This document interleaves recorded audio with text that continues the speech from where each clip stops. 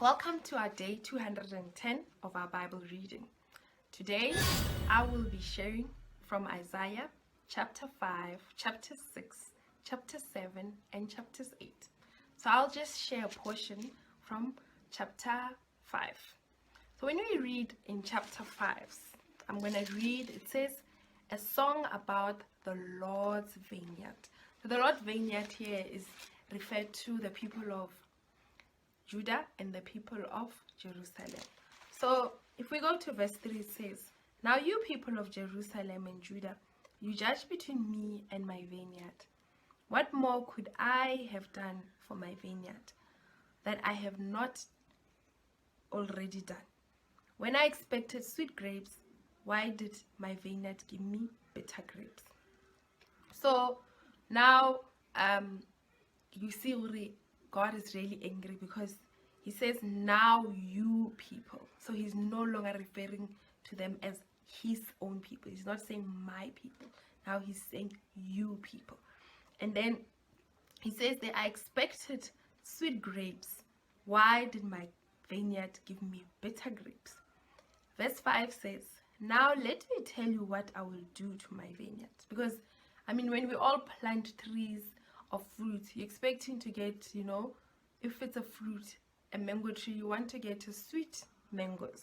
No one wants to get bitter mangoes. And he says, I will tear down its hedges and let it be destroyed. I will break down its walls and I will let animals trample it. So if you think about a grape, vine, or a grape tree, if that's what they call it. So when I grew up at our house, we had a grape tree. So what would happen is that you'd have to hedge it so that, because those vines, when they grow, they need to grow in a certain direction and they need certain support, because later on when they're unsupported, because the vines are quite weak, then the grapes are heavy, then because of that support, then the grapes are able, to sit and not fall down. So when he says I'll remove the hedges, that means when the vines grow, they won't have anywhere to lean on, and it'll just fall on the floor. And even when the grapes grow, they'll just grow on the floor. And then obviously when they are on the floor, then that means when animals pass through, then the animals will just trample it. So what God is saying is that I'm just gonna let you be. I'm not gonna protect you. I'm not gonna provide for you.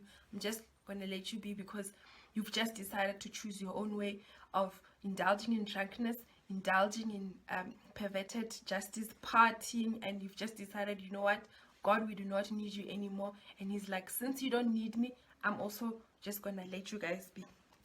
And then he says, I will make it a wild place where the vines are not pruned and the ground is not wood. So what would happen as well is that for plants to grow beautifully, especially give an example with a rose bush, so you find them looking so beautiful or growing so beautifully, it's because they'll prune them, because you need to prune them so that they're able to grow, beautifully. So he says, I'm not going to prune you anymore. I'm just going to let you grow as wild as you want to be, and once they're not growing properly and they've not been pruned, they just look untidy. They just look like you don't even know what's happening, and they're not even the flowers will not be beautiful, So that's what he said. He says, I'm just gonna let you be. This reminds me of me being a parent as well, that as a parent, you bring up a child for your child to come and be someone, to come and add and to be someone important in the society. But when it comes to a point where now the child it's an adult, they're still your child, but they're an adult and they've made their own decisions and they're living their own, life, which is not a life that is good, and they're also now just starting to become a pain in the society. You just let them be, because you've guided them, you've given them the ropes, you've shown them the way, and it's for them to choose whether they're going to follow or not. And it's the same with the children of Judah and Jerusalem. They've decided to abandon the ways of the Lord and do their own thing, which then at the end led them to them being captured and them being overthrown, because they got to a point where they thought they are where they are because of their own intelligence and because of their own power. But they forgot that they got to where they are because of God, because of the relationship that they had with God, because of following and living the word of God. So even us, let's guard not to say, when God has gotten us to a certain point in our lives and we start being pompous and thinking that we got here because of our own ways. No, we always need to remember we are where we are because of God, and because who gives us, the strength to make the wealth, the strength to be where we are, to be able to achieve that which we have. We don't want to find ourselves being abandoned by God because of we chose our own ways.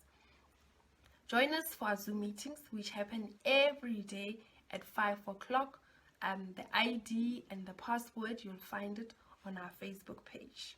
Thank you.